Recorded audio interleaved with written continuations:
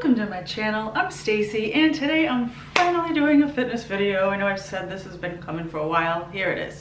So I'm going to start with a foundational series. I'm going to make a playlist and I'm going to put these videos in it, and then later on when I start combining the exercises and creating simple workouts for you, you will have tutorials to go to view each exercise. And what better exercise to start with than the squat? It's a foundational movement that everyone should know how to do. This is the magic formula for how to sink into a perfect squat. Here it is. It's real simple. All you gotta do is get your elbow to hit the inside of your knee. So it's going to look like this. When we get down to there, this is parallel to the floor, okay? This is not a squat. You want to get the full range of motion. You want to minimize forward torso lean. So you don't want to do this. No, not a squat. No, keep this torso. Pretend that you have a t-shirt on with a logo and you want everyone across the gym to see it. Or you just got a new set of silicone implants and you really want to show, stick your chest out, keep your torso upright. You want to come up from a dead stop. Why? Because we want this to be as inefficient as possible. You're not getting gains, you're not challenging your muscles if you're making it easier. The point of strength training isn't to make it easier, it's to make your muscles work so they adapt and they get stronger.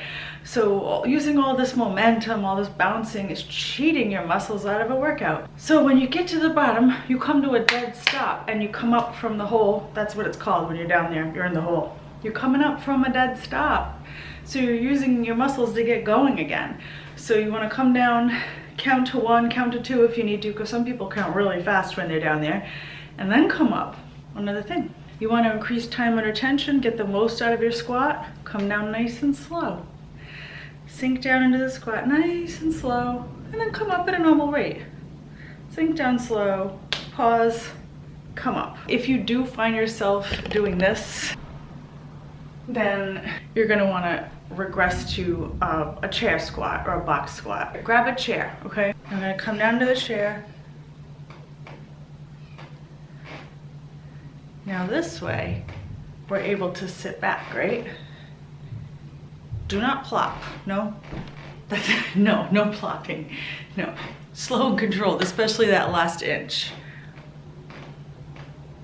One other thing that you might want to pay attention to, and that's what your feet are doing.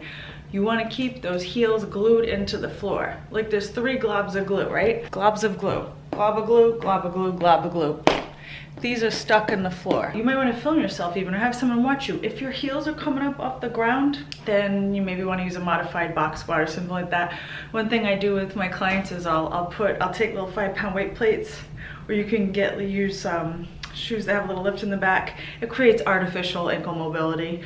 It's a band-aid, but it'll get you squatting more upright. If these are way too easy for you and you can do beautiful form squats all day and you don't have equipment and you want to make them a little harder, we can do that too. Let's make that basic body weight squat harder.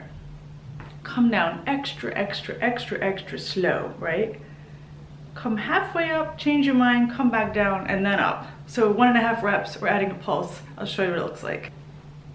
Slow, eccentric. Halfway, nope. Okay, now up. That's 1 perfect rep. 2.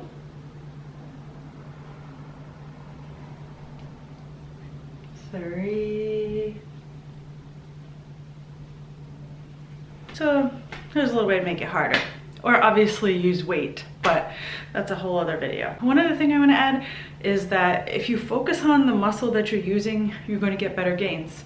You're going to build more strength. They've done studies on this. They did studies on people where they did the exercise and they didn't think about which muscle they were using, and they did the exercise and they focused on the contraction on the muscle they were using, and the people with the mind muscle connection got better gains. So picture your glutes just strongly lowering and raising yourself. Do it with controlled, purposeful motion. The squat works your quadriceps, the front of your thigh, right? And your glutes, of course, but you want an exercise that also works your posterior chain, like a bridge or a deadlift. For most of you, bridges is gonna be the easy route to take. So I'm gonna do a video on those coming up. Just know that it's not enough to just do squats and call it leg day. Thanks for watching, guys. If you want a copy of my AIP Game Changers e-cookbook, there's a link below. It has all anti-inflammatory Autoimmune Protocol compliant recipes, my top 20 favorites. Check it out if you're on Autoimmune Protocol or paleo or some type of anti-inflammatory diet for autoimmune disease. Subscribe if you haven't, because I'm going to be putting out more fitness videos. I'll see you guys soon. Until then, stay healthy and strong.